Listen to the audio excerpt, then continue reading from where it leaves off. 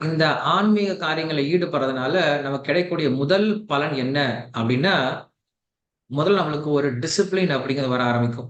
ம். சாஸ்திரமே நம்மளுக்கு அதுதான் இருக்கு. சாஸ்திரம் அப்படின்னா என்ன அப்படின்னா, சாசனம் அப்படின்ற வார்த்தையில தான் சாஸ்திரம் அப்படின்னு வருது. நாம் ஒரு கம்பெனில வேலை செய்யணும் அப்படின்னா, நம்ம இஷ்டத்துக்கு வேலை செய்ய முடியாது. நமக்கு தெரிஞ்சதெல்லாம் செய்ய முடியாது. நமக்கு பிடிச்சதெல்லாம் செய்ய முடியாது. கம்பெனில நம்மளுக்கு என்ன சொல்றாங்களோ, அத செஞ்சா மட்டும் தான் நம்மளுக்கு சம்பளம் கிடைக்கும். நாம் மேல மேல முன்னேற முடியும். இல்லையா? சோ அப்ப கம்பெனில கண்டிப்பா ரூல்ஸ் அப்படிங்கிறது தேவை. ரூல்ஸ் இல்லாம, ரூல்ஸ ஃபாலோ பண்ணாம, நாம தான் தோன்றித்தனமா செஞ்சோம், ஒரு காரியத்த செஞ்சோம் அப்படின்னா, அதுக்கு பேரு வொர்க் அப்படின்னு சொல்ல மாட்டாங்க. அதுக்கு எந்த பலனும் கிடைக்க போறது கிடையாது. அதே கம்பெனில சொல்லக்கூடிய ரூல்ஸ ஃபாலோ பண்ணோம் அப்படின்னா, அது ஒரு சின்ன வேலையா இருந்தாலுமே கூட நம்மளுக்கு கண்டிப்பா பலன் கிடைக்கும். ஏன்னா, கம்பெனி சொல்லுது இல்லையா? சோ அதே போல தான் மனித வாழ்க்கையிலயும் நாமாக நமக்கு தெரிஞ்சதெல்லாம் நம்ம இஷ்ட பிரகாரம் வாழ்க்கைய வாழ்ந்தோம் அப்படின்னா, அதுல நமக்கு ஒரு பிரயோஜனம் வரப்போறது கிடையாது. அதுல நமக்கு நெறைய பாதிப்பு கூட வரும். கிருஷ்ணர் பகவத்கீதையில சொல்றாரு, "யஹ சாஸ்திர விதி முத்ஸுஜ்ய வர்த்ததே காமகாரதः ந ச சித்திம் அவாப்னோதி ந சுகம் ந பராங்கதிம்" அப்படின்னு சொல்றார். எந்த ஒரு மனிதனானவன் சாஸ்திரத்தை புறக்கணித்துவிட்டு, தான் தோன்றித்தனமாக தன் இஷ்டம் வந்த போல தன்னுடைய வாழ்க்கைய வாழ ஆரம்பிக்கிறாரோ, அவருக்கு ந ச சித்திம் அவாப்னோதி. அவரு கண்டிப்பா வெற்றி வரப்போறது கிடையாது. சுகம் கண்டிப்பா சந்தோஷம் வரப்போறது கிடையாது. பராங்கதிம் அவர் உயர்ந்த கதியை அடையப் போறதும் கிடையாது. அப்படின்னு சொல்றார். இது நம்ம பிராக்டிகல் லைஃப்லயே பார்க்கலாமே.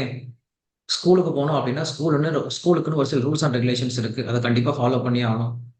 காலேஜுக்கு போனா காலேஜ்ல ரூல்ஸ் அண்ட் ரெகுலேஷன்ஸ் இருக்கு. அத கண்டிப்பா ஃபாலோ பண்ணியே ஆகணும். ஒரு ஜாப்‌க்கு போயிட்டோம் அப்படின்னா, கண்டிப்பா அங்கேயும் நெறைய ரூல்ஸ் அண்ட் ரெகுலேஷன்ஸ் இருக்கு. அத ஃபாலோ பண்ணியே ஆகணும். ஒரு நாட்ல வாழ்ந்தோம் அப்படின்னா, கண்டிப்பா அங்கேயும் நெறைய ரூல்ஸ் அண்ட் ரெகுலேஷன்ஸ் இருக்கு. அதன் பிரகாரம் வாழ்க்கை வாழ்ந்தாகணும்.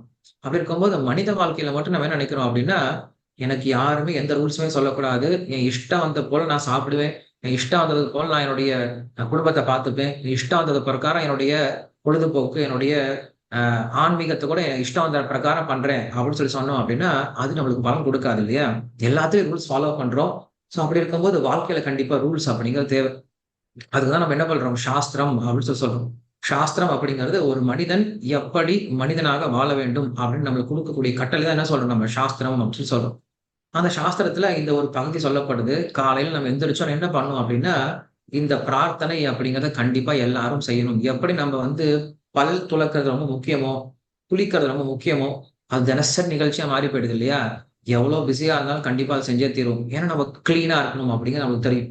அதேபோல இந்த ஆன்மீக காரியங்கள் ஈடுபடும் பொழுது நம்ம மனசு கிளீன் ஆக ஆரம்பிக்குது. ஏன்னா மனசு தான் ரொம்ப சீக்கிரமா அழுக்காயிட்டே இருக்கு.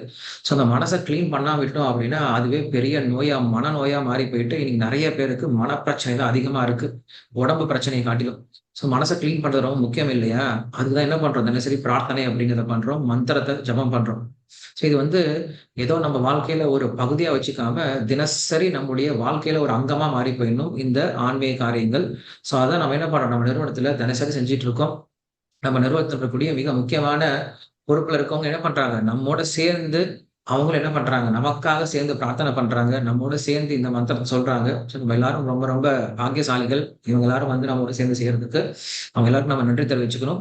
நாம இத தினசரி என்ன பண்ணணும்? ரொம்ப சின்சியரா தினமும் ஒரு 15 நிமிஷம் தானே, அதிக நேரம் கிடையாது. அந்த 15 நிமிஷத்த நீங்க குவாலிட்டியா யூஸ் பண்ணீங்க அப்படின்னா, அன்னைக்கு நாள் ஃபுல்லா உங்க டே குவாலிட்டியா இருக்கும் அப்படிங்கிறது தான் விஷயம்.